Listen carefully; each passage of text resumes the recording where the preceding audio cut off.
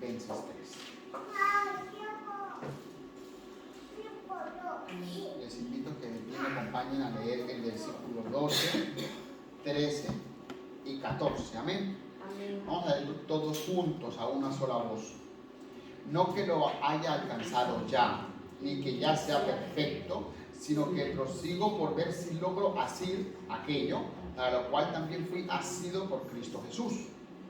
Hermanos, yo mismo no pretendo haberlo ya alcanzado, pero una cosa hago, olvidando ciertamente lo que queda atrás y extendiéndome a lo que está delante, prosigo a la meta, al premio del supremo llamamiento de Dios en Cristo Jesús. Oremos por esta palabra. Bendito Dios, mi alma te alaba, Señor, mi corazón te exalta, Padre, por este domingo de escuela dominical. Presento mi vida, Señor, y la de mis hermanos, Padre. Abre nuestro corazón y mío primero, Señor, para que esta palabra perfeccione esa obra que tú ya empezaste, Señor, y que prometiste que la terminarías.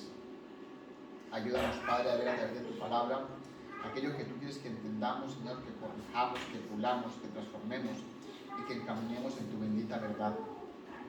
Señor, quita de mí el orgullo, la vanidad, la vanagloria. Primero, para entender lo que tu palabra quiere cambiar en mí, Señor. Y segundo, para entender que eres tú quien habla, eres tú quien exhorta, eres tú quien corrige mi vida y la de mis hermanos a través de tu palabra, Padre. Te pido todo esto con la plena certeza de que así va a ser, en el nombre de Jesús, tu Hijo. Amén. Pueden sentarse, ponerse cómodos. Amén. Hoy vamos a hablar bajo un tema que tiene título en forma de pregunta. ¿Tienes claro tu propósito? Yo tengo claro mi propósito. ¿Tenemos claro nuestro propósito? Es una pregunta que quizás nos hemos hecho muchas veces, o quizás nunca. Y la palabra propósito son de esas palabras que todos más o menos sabemos lo que es, pero quizás a veces no la entendemos en su definición correcta en términos espirituales, porque en términos humanos podemos decir que el propósito es un objetivo o aquello que se pretende conseguir. Yo tengo el propósito de comprarme un piso, no tengo el propósito de llegar a lo que yo salvo por la gracia de Dios. Pero en términos espirituales, en términos de iglesia, el propósito es algo más amplio, es algo más profundo. De hecho, me atrevería a decir que el propósito del cristiano es algo eterno, porque nuestra alma es eterna. Entonces, no lo busqué en ningún diccionario de teología, pero en términos cristianos, el propósito nuestro es aquello para lo que el Señor nos creó y nos redimió. Es decir, es aquello para lo que el Señor nos tiene aquí. Yo creo, mis hermanos, que todos los que hemos sido aconsejados, o todos los que hemos aconsejado alguna vez en la vida, seguro hemos dicho, Dios tiene un gran propósito contigo. Segurísimo. A veces lo decimos conscientes de lo que es, y eso es de bendición, pero a veces también lo decimos como un cliché. Oye, Dios tiene grandes propósitos contigo, ¿no? También lo decimos porque entendemos por la palabra de que Dios tiene un propósito con todos, ¿no? Y otras veces lo decimos pues como una frase hecha. Y cuando hablamos de propósito, mis hermanos, es inevitable pensar en grandes hombres de la Biblia. Moisés, Josué, David, Daniel, ¿no? Y aquí es cuando yo, estudiando esto, me preguntaba, ¿estos hombres cumplieron el propósito que Dios tenía para con ellos? Estos hombres que la Biblia nos enseña, ¿no? ¿Conocían el propósito de Dios o lo conocieron en la medida en que ejecutaban el propósito de Dios? O al final se dijeron, oye, sí, Dios quería que yo hiciese esto y esto y lo otro. Pues eso no lo sabemos. Pero, por ejemplo, Moisés es por todos conocido que el gran propósito de Dios pues, fue sacar al pueblo, ¿no?, de esclavitud. Al pueblo de Israel lo sacó de Egipto, lo llevó por el desierto 40 años, hasta la tierra prometida. Y también es por todos conocido que Moisés no entró en la tierra prometida. Ya conocemos la historia. que es un poco triste, pero fue así. Moisés, después del sufrimiento, del dolor, de la angustia, después de liderar un pueblo de dura cerviz, ¿no? Después de interponerse entre la ira de Dios y ellos, decir: Dios, no los mates por amor de tu nombre. ¿Qué van a decir las naciones? Que tú los sacaste de Egipto para matarlos en el desierto. O sea, fue un hombre con un ministerio tremendo. Y aquel hombre que en su momento mató a un egipcio, lo escondió, quizás no era consciente de lo que Dios tenía para él. Pero seguro que mientras caminaba por el desierto, pues entendió: oye, efectivamente, Dios me escogió a mí, me preparó en casa de Faraón, me dejó a mi hermano Aarón, ¿no? Mi hermana María, para liderar este pueblo y para llevarlo a la tierra que él prometió a sus padres que le había de dar. Entonces, nosotros, a la luz de la historia, ya podemos decir: efectivamente, Moisés cumplió el propósito de Dios, ¿no? Josué, todos conocemos la historia de Josué. Josué fue el que tomó el relevo de Moisés, se preparó el de Moisés y tomó ese relevo de: vale, Moisés no pudo entrar en la tierra prometida, pero Josué tomó ese relevo y entró con el pueblo de Israel, con las tribus, a la tierra prometida. Fue un proceso complicado llegar a una tierra extraña, ¿no? Ganarse su espacio, pelearlo, pero a la luz de la palabra podemos decir: oye, Josué cumplió el propósito de Dios en él. David fue un personaje que estudiamos hace 15 días, un poco ejemplificando cuál puede ser el enfoque de la depresión. No sé si se acuerdan, ¿no? Y Moisés era un buen ejemplo de que acudía a Dios, sabía orar a Dios. David cumple el propósito de Dios en él. Bueno, fue el gran rey de Israel, sentó las bases de aquella nación, ¿no? Los límites de la nación los dejó fijos, nadie le pasó por donde él había extendido sus dominios. Tuvo un desliz, otro desliz, pero el Señor cumplió su propósito en él. ¿Por qué? Porque lo tenía para ser el segundo rey de Israel, pero aquel rey cuyo linaje se perpetuaría, ¿no? Y que terminó en Jesús y que estableció a la nación como una nación poderosa. Daniel, Pablo, todos podemos decir que estos hombres cumplieron su propósito en Dios. La pregunta se complica, es cuando hablamos de personajes como Sansón. ¿Qué creen ustedes? ¿Qué creen los teólogos? ¿Que Sansón cumplió el propósito de Dios en él? Es una pregunta complicada. Es una pregunta que cada uno pues quizás tendrá su opinión. Oye, pues lo cumplió a medias o no lo cumplió, ¿no? Vamos a ver un poco qué dice la palabra del Señor. Leo yo para ustedes lo que dice Jueces 13:24, allí donde habla de cuando nació este buen hombre. Y la mujer dio a luz un hijo, hablando de Sansón, y le puso por nombre Sansón. El niño creció y Jehová lo bendijo, y el espíritu de Jehová comenzó a manifestarse en él, en los campamentos de Dan, entre Sora y Estaol. Fijaros que este hombre, que la historia la conocemos todos, habla de algo muy bonito. Dice que Jehová lo bendijo, que el espíritu de Jehová se manifestó en él. Y fue tan especial porque este pasaje se parece mucho a los inicios de Samuel o del mismo Jesús, que decía que el niño crecía, se fortalecía y la gracia de Dios estaba en él. Es decir, sin adelantarnos al final, podríamos decir: oye, Dios tiene para Sansón grandes cosas. Ver hasta esta parte, ¿no? Todos conocemos cómo este hombre, el ego, el satisfacer sus placeres personales, le dañó quizás aquel papel de juez que tenía. De hecho, es coloquial hablar de filisteas por lo que sucedió con Sansón, ¿no? Él tenía como mandato de Dios, pues, conseguir una pareja del pueblo de Israel, pero a él le gustaban las filisteas, ¿no? Es lo que decimos normalmente. Y todos conocemos, pues, lo que pasó en Jueces 16. Y dijo Sansón: muera yo con los filisteos. Entonces Sansón se inclinó con toda su fuerza y cayó la casa sobre los principales y sobre todo el pueblo que estaba allí. Y los que mató al morir fueron muchos más de los que había matado durante su vida. Como bien les comentaba, habrá muchas opiniones, pero vamos a ver lo que dice la palabra del Señor. Lo que es evidente es que Sansón desobedeció el mandato de Dios de mezclarse con pueblos ajenos al pueblo de Israel. no guardó la ley. Y aquí es donde, a través de esta historia de Sansón, podemos ver que una cosa es el propósito con el que Dios me creó a mí y el propósito que yo proyecto. Es decir, el propósito de Sansón era ser un juez dentro de Israel y liberar al pueblo de Israel de los filisteos. Ese propósito, si ustedes ven la Biblia y estudian bien los jueces, se cumplió. Porque incluso Sansón desobedeciendo, los filisteos fueron derrotados. Incluso Sansón, viviendo lo que vivió con Dalila, fueron muchos los filisteos que fueron derrotados y Dios libertó al pueblo de Israel.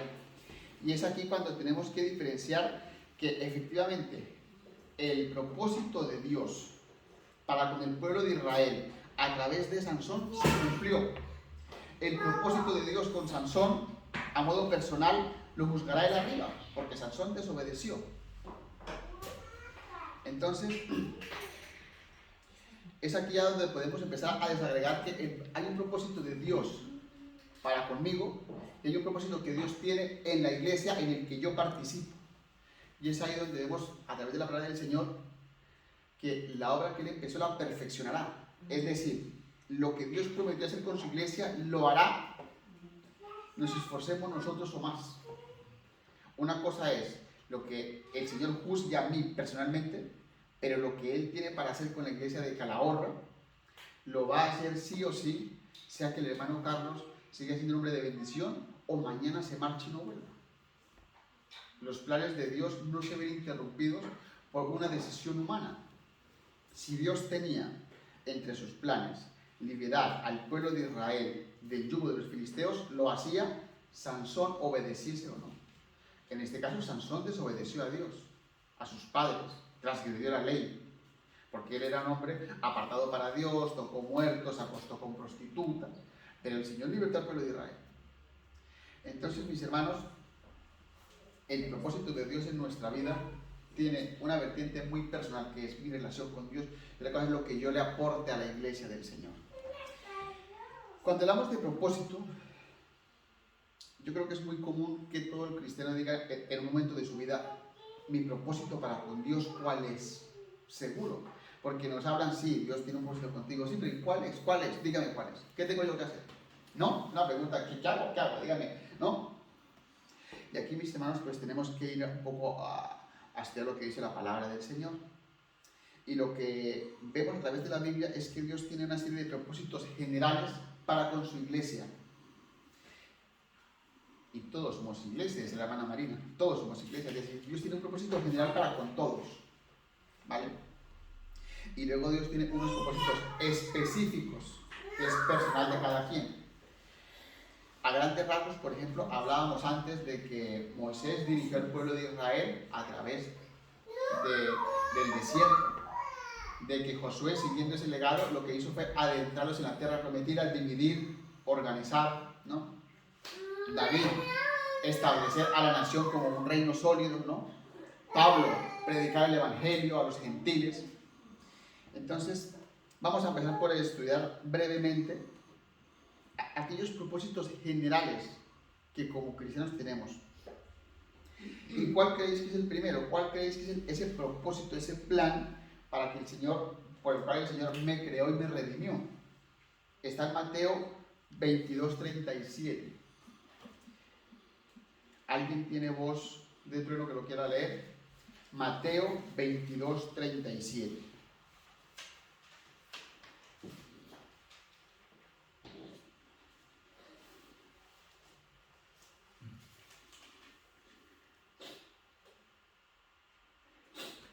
Amén. Jesús le dijo: amarás al Señor tu Dios con todo tu corazón y con toda tu alma y con toda tu mente. Es muy conocido, ¿verdad? El Señor nos pide que amemos a Dios con todo nuestro corazón y con toda nuestra mente. Es decir, hemos sido creados, hemos sido justificados fundamentalmente para amar al Señor, para glorificarle. Y aquí es cuando yo lanzo una pregunta. Esto es muy personal. ¿Cuánto amamos a alguien? ¿Cuánto amas tú a tu esposo, hermana María Fernanda? Una pregunta también compleja, ¿verdad? Pero sí que hay varias pistas. Lo primero es que amamos a alguien cuando le conocemos. Cuando un adolescente de 13, 14, 15 dice, no, es que yo lo amo, todos sabemos que es una etapa de nuestra vida, pero oye, tú ni lo conoces, no sabes ni quién es, ¿no?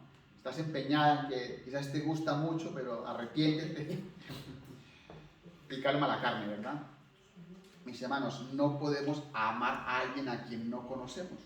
Y estaba yo pensando, y cuando estudiaba esta parte de la Biblia, me vino el pensamiento de un estudio que vi, no sé de qué universidad, que decía que hay 55 preguntas que si dos personas se la hacen mutuamente, se la contestan con sinceridad, muy posiblemente lleguen a conocerse al punto de que pueden llegar a enamorarse.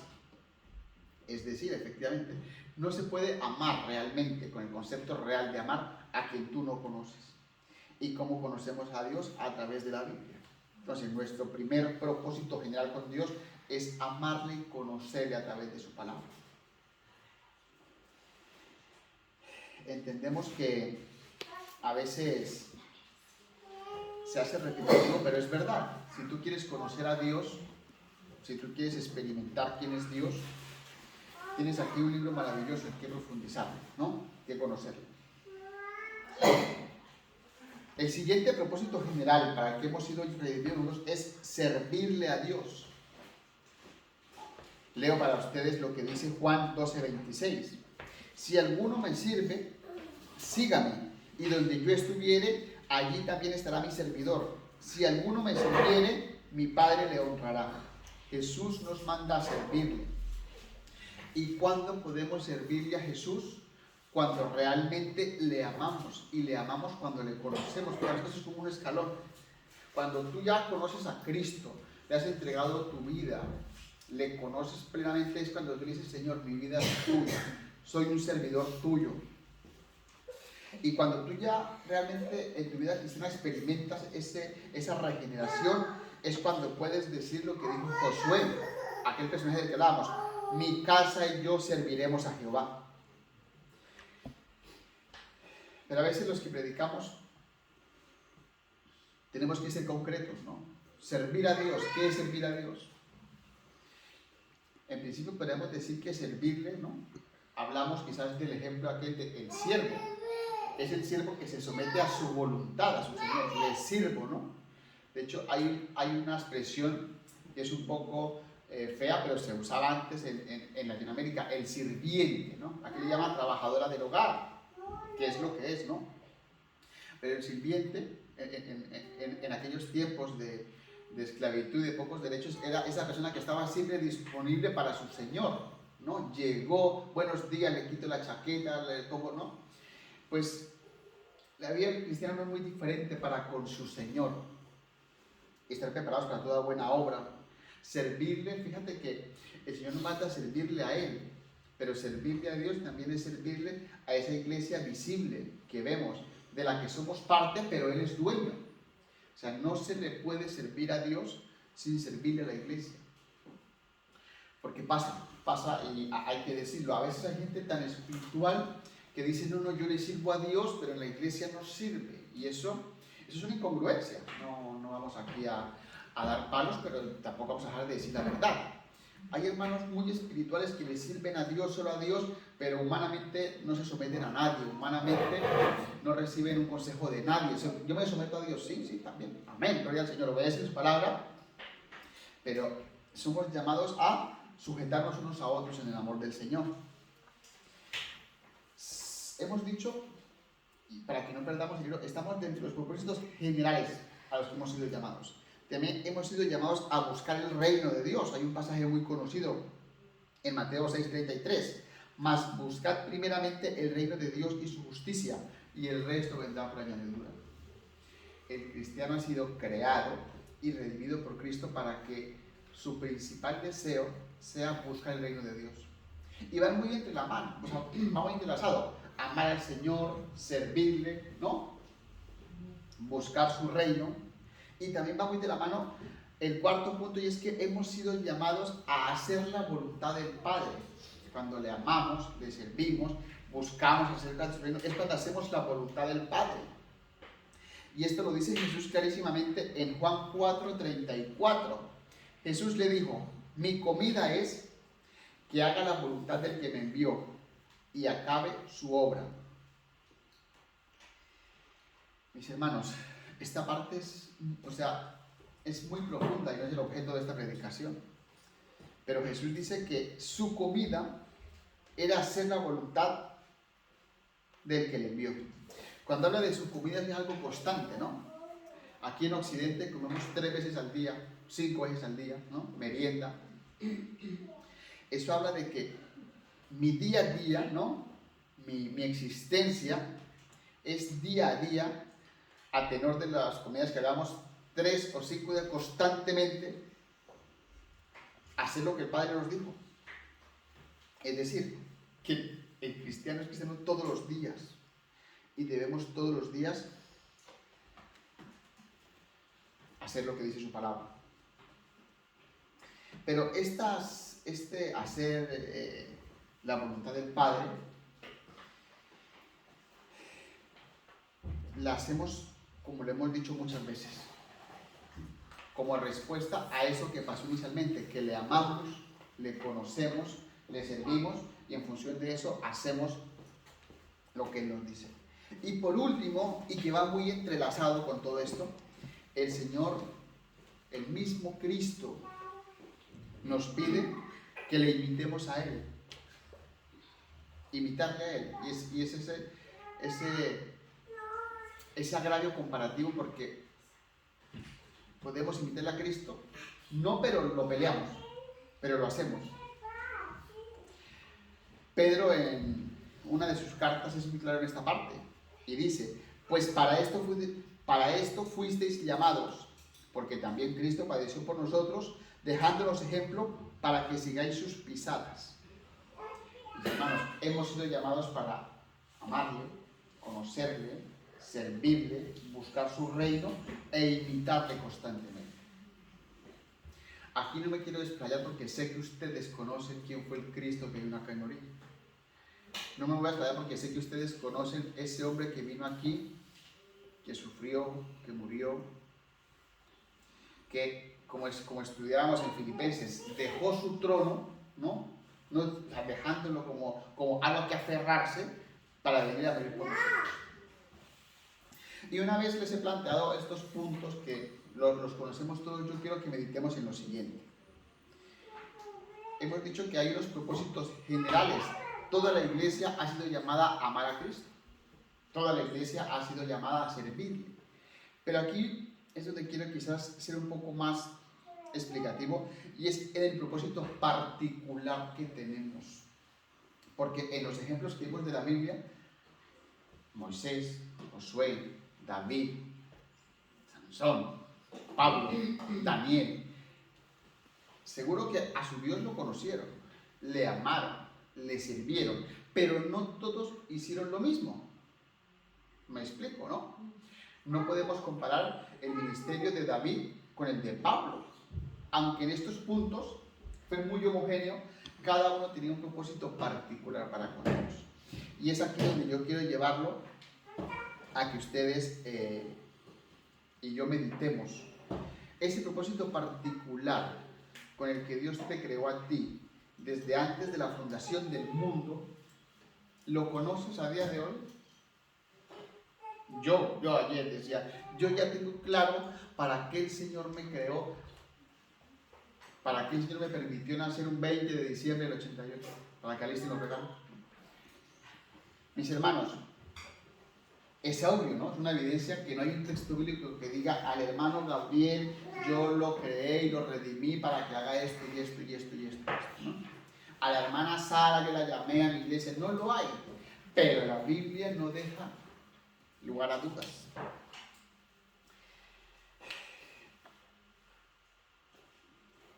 Lo primero que quiero que analicemos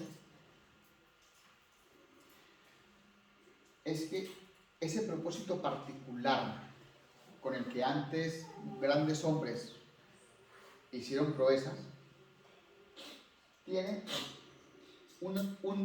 cada uno tuvo una ruta diferente. Todos conocemos, por ejemplo, cómo Dios llamó a Moisés de una zarza, ¿no? Le aparece. Cosa que nos gustaría a todos ver, pero eso fue para él. Una zarza ardiente. Le dijo, oye, quítate el calzado, que el lugar que pises es santo, y empieza a manifestarse, ¿no? El llamamiento quizás de Dios con David fue diferente. David estaba allá cuidando sus ovejas, olía ovejas, seguro olía ovejas, ¿no? Llega Samuel, le unge y quizás ya David empieza a entenderse, quizás en la profundidad, oye, pues si me ungen será por algo, ¿no? Y lo primero que tenemos que entender si queremos conocer ese propósito particular con Dios, es que ese propósito particular con Dios solo lo conoceremos si tenemos una relación íntima con Dios. Y les digo esto porque en mi corazón está ese deseo de entender que no hemos sido llamados a sentarnos en una banca y asistir a la iglesia cada 8 días. Tampoco se piensen que el propósito de Dios es un ministerio, eso lo veremos luego, no es un ministerio. Puede que tenga relación, pero no es un ministerio. Necesitamos tener una relación tan íntima con Dios que podamos decir lo que dice Mateo 7:7. Pedid y se os dará, buscad y hallaréis, llamad y se os abrirá. Dios mío, ¿tú para qué me llamaste?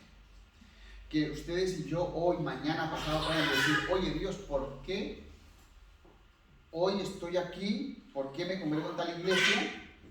¿Por qué? ¿No? Y como les decía, no hay un texto para cada uno. Y es más, si Dios les dice a ustedes con voz audible, gloria al Señor, y pasan aquí y lo testifican. Pero si no hay una voz audible, yo les voy a dar unos tips para que ustedes sepan cuál es aquel propósito específico, particular, que es diferente para cada uno. Y lo primero, mis hermanos, es, si tú estás en el lugar indicado, en el momento indicado, es por algo. Es decir, a Dios no se le escapa nada. Imaginemos un momento, que el hermano Gabriel lo mandan a una misión a Afganistán. Vamos a imaginar, vamos a ser imaginativos. Y de un momento para otro, él se encuentra que está en un lugar y que hay gente que está triste y desolada y que por la razón que sea le entienden su idioma. Y esa gente le empieza a preguntar sobre Dios. Pues él está en el momento indicado, en el lugar indicado, y no les quepa la menor duda que el propósito de Dios en ese momento será que el hermano Gabriel lleve la palabra. Es decir, estar en el momento indicado, en el lugar indicado, es una pista, es un tip muy bueno de que Dios te llevó ahí por algo y de que hagas lo que mejor sabes hacer, que es que ir por todo el mundo y predicar el evangelio a toda criatura. Claro, no todos los propósitos de Dios son únicamente evangelizar, hay otros temas accesorios, ¿no? Pero mis hermanos, estar en el lugar indicado es un muy buen tip. Si usted ve que está en el lugar indicado y que hay gente enferma y usted sabe curarlos, es muy probable que el propósito de Dios sea que usted los cure, les dé amor, les dé cariño y refleje el amor de Cristo. Si usted en algún momento es conocedor de una necesidad económica de una familia y usted tiene en el bolsillo dinero y usted la conoce, es muy posible que el propósito de Dios sea que usted supla esa necesidad. No va a encontrar usted en la Biblia que diga, hermano, suelte ese kilo de arroz y esos 100 euros, ¿no? Pero el Señor, dentro de esta enorme galaxia, ¿no? Vía Láctea, no te hizo a ti conocedor de esa petición y no te puso ese kilo de arroz y los 100 euros por casualidad. Es porque su propósito es que afloje el codo, ¿no? Junto con el estar en el lugar indicado es observar la necesidad. Yo me visualizaba quizás con cualquier otra profesión. Si tú estás en un lugar indicado y ves una necesidad espiritual, humana, social, económica, que tú sabes que puedes solventar, que tú ves a un lado, no ves a más nadie, es el propósito de Dios, que te pongas manos a la obra. Entonces, además de estar, es necesario observar. Y Dios, a través de la conciencia, te toca a ti, te toca a ti, te toca a ti, para esto te traje, para eso estás aquí. Por eso, en vez de los 1.300 millones de chinos que hay, estás tú y no uno de ellos, ¿no? Otro tip, otra pista, otro consejo para entender la voluntad específica de Dios en nuestras vidas es saber escuchar, mis hermanos. Es saber escuchar. Yo desde niño me he rodeado de personas que siempre te incentivaban al trabajo misionero. De niños lo hacían quizás de bromita. Este va a ser misionero, ¿no? Lo hacemos todos. Usted es un evangelista, ¿no? Mis hermanos, pero si usted ha llegado a una vida adulta, humana y espiritualmente, y usted ve que los hermanos le dicen, hermano, qué bonito aconseja usted a la gente, qué bonito, gracias por ese consejo. Y si esa opinión quizás es reiterada, es porque uno de los propósitos de Dios es que usted sea el consejero dentro de su iglesia local. Si más de uno le dice, claro, y sé completamente que usted tiene la certeza de saber cuándo se lo dicen por alabarlo o cuando, oye, pues de verdad, me han dicho que yo sea aconsejar los matrimonios y es que se me da bien. Pues mi hermano, es muy posible que el Señor tenga en su corazón que tú seas una persona que lidere la consejería de matrimonios, que hace falta. Hace falta muchísimo.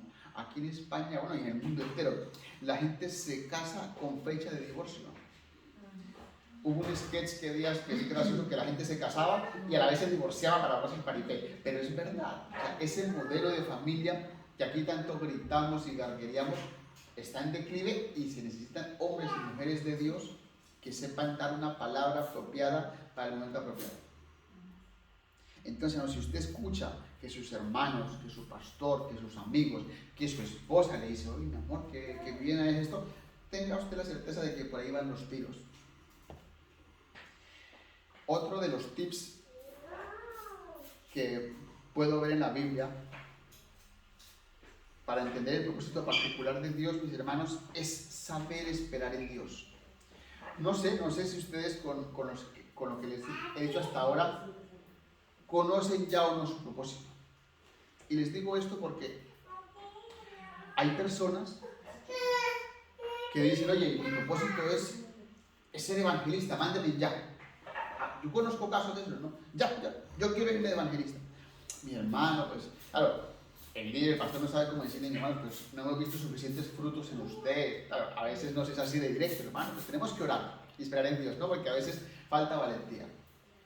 Pero que yo quiero ser pastor, yo tengo un llamado de evangelista tremendo. A veces se mata gente, ¿no? Sin ser el momento ahí, con el tiempo. En resumen, hay que saber esperar en Dios y en la Biblia vemos eso. ¿Recuerdan ustedes aquel pasaje donde Abraham y Sara reciben una visita y les dice que serán padres? ¿Qué pasó posterior a ello? Ellos pensaban que era ya, ¿no? Dios les dijo que iban a ser padres, pero no cuándo, ¿no? A veces nos pasa así. Todos sabemos que Sara se precipitó, cogió a Agar, la metió donde no debía, y apareció Ismael, y tenemos el arenero de Medio Oriente que nació desde aquella entonces, ¿no? Entonces es necesario esperar también en Dios. ¿Por qué? Porque estos tips que yo estoy dando, lo que hacen es darnos pistas, ¿no? Y claro, cuando las pistas se alinean al 99%, pues podemos decir por ahí van los tiros, ¿no? Pero es que a veces las pistas las vemos solo nosotros. También otro tip fundamental es no confundir el propósito con un oficio o con un objetivo. Es decir, si el hermano X sabe de música, no tiene por qué el propósito de Dios que él sea el director de la alabanza. Van muy relacionados. Y de hecho es muy posible que Dios le haya dado las otras para él, pero no tiene por qué. Es decir, hay hermanos que hablan muy bien, que hablan muy bonito, pero eso no quiere decir que ellos estén llamados a la que es muy posible que sí, pero no es lo mismo. Es decir, se alimenta el propósito con un oficio, pero no es exactamente lo mismo. Como les decía, el oficio es algo que yo sé hacer. Yo sé hacer números. ¿He sido llamado yo para ser tesorero? No lo sé. Pero la cuestión es que una cosa es el propósito de Dios eterno. Oye, yo te llamé, te redimí para transformar tu entorno. O sea, el propósito de Dios es tan amplio que no podemos confundirlo con mi profesión o con un objetivo. El propósito de Dios, como hemos visto antes, es decir, todos decimos, vale, el propósito de Moisés fue guiar a Dios a través del desierto, ¿no? Pero ese propósito que resumimos tanto tuvo unos días a días, una preparación, ¿no? Un subir al monte, bajar, subir, bajar, reventar las tablas, es decir, si nos ponemos a desagregar ese propósito amplio, pues tiene muchos propósitos pequeños, ¿no? Entonces es necesario entender que el oficio, la profesión, no es lo mismo que un propósito. Un objetivo tampoco es lo mismo, porque un objetivo es algo puntual. Oye, tenemos el propósito de que el Señor nos dé, imaginemos, seamos ambiciosos. Dios nos dio un deseo de tener un local propio. Eso es un objetivo claro, porque los objetivos son claros, concretos, ¿no? Mi propósito amplio para con Dios es que yo consiga ese local. No, yo puedo aportar a eso, porque el propósito de Dios con mi vida es mucho más amplio que aquello. El propósito, mis hermanos, es aquello que le da razón de ser a su vida cristiana. Es aquello que usted cuando hace entiende en su corazón efectivamente. Además de para ser salvo y para cantar por la eternidad alabanzas a Dios, Dios me llamó en mi humanidad para esto y lo otro. Hermanos, del desempeño que tengamos como cristianos en los propósitos generales, vamos a ver con mayor o menor claridad los propósitos específicos. Es decir, no podemos pretender no amar a Dios, no servirle, no invitarle, no buscarle y pretender tener clarísimamente cuál es eso específico que el Señor tiene para ti. Entendemos que quizás hay muchas cosas en la Biblia que no se escribieron. Es decir, tenemos un relato bíblico incompleto de todos los días que vivió Moisés. No, tenemos los pasajes más relevantes, ¿verdad que sí? De hecho, la vida de David fue una vida muy tomada en cuenta por los judíos, ¿no? En Reyes, en Crónicas se habla de David, pero hubo cosas en su vida que no las conocemos. Y es esa parte, esa intimidad con Dios que no conocemos de ellos, pero que la tuvieron. ¿Y cómo sé que la tuvieron? Porque nadie puede expresarse de Dios como lo hacía David sin tener una comunión íntima con Él. Nadie pudo verse cara a cara con Dios como lo hizo Moisés sin tener una comunión íntima con Él. Nadie puede decir lo que dijo Josué: mi casa y yo serviremos al Señor, sin tener una comunión íntima con Él. Nadie puede escribir, estando preso, una carta como Filipenses sin tener una comunión íntima con Dios.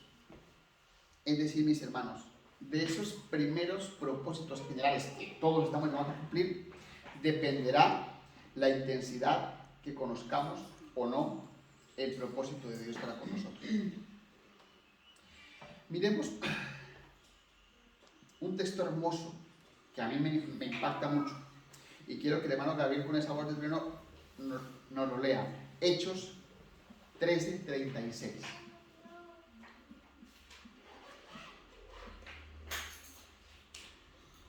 Amén. Porque la verdad, David, habiendo servido a su propia generación según la voluntad de Dios, durmió y fue reunido con sus padres y vio corrupción. David, fíjate, sirvió a su propia generación, pero lo hizo ¿qué? Siguiendo la voluntad de Dios. Murió y vio corrupción. En la Biblia tenemos la vida de muchos hombres. Y usted y yo no tenemos ni un diario de Noah, ni nada parecido, Pero cuando muramos, ¿qué se escribiría de nosotros? Se puede escribir porque a la verdad, Mario, habiendo servido a Dios, habiendo servido a su propia generación según la voluntad de Dios, durmió y fue reunido con sus padres. Porque a la verdad, Evelyn, habiendo servido a su propia generación según la voluntad de Dios, durmió. Lo que es evidente es que todos nos toca la última coletilla. Hemos visto corrupción, evidentemente. Hemos pecado. Pero meditemos, hermanos, ¿qué se va a escribir sobre nosotros? Porque a la verdad, Giovanna, habiendo servido a su propia generación, según la voluntad de Dios, durmió. Porque algún día dormiremos. No les quepa la menor duda. No somos eternos. Y fue reunida con sus padres. Y vio corrupción. Mis hermanos, no podemos impactar Calahorra. No puedo, ¿verdad que lo digo? No puedo impactar Logroño si no nos alineamos con el propósito de Dios. No podemos